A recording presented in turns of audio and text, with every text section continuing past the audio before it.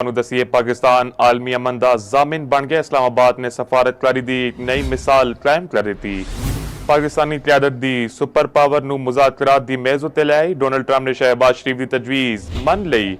अमरीकी सदर ने ईरान नूं दित्ती गई डेडलाइन विच 2 हफ्तियां की तोसीह करदियां 2 हफ्ते ताईं बमबारी रोकण का ऐलान कर दिता। वज़ीर-ए-आज़म शहबाज शरीफ ने डेडलाइन विच 2 हफ्तियां की तोसीह की दरख्वास्त की सी। अमरीकी सदर ने सोशल मीडिया पोस्ट विच आखिया 2 हफ्तियां की जंगबंदी 2 तरफा होगी। असी पहले ही सारे फौजी अहदाफ हासिल कर चुके हैं। साडे कोल ईरान वालों 10 नुकात उत्ते मुश्तमिल तजवीज़ आई है। तनाज़ात के लगभग सारे नुकात उत्ते इतफाक हो चुके हैं।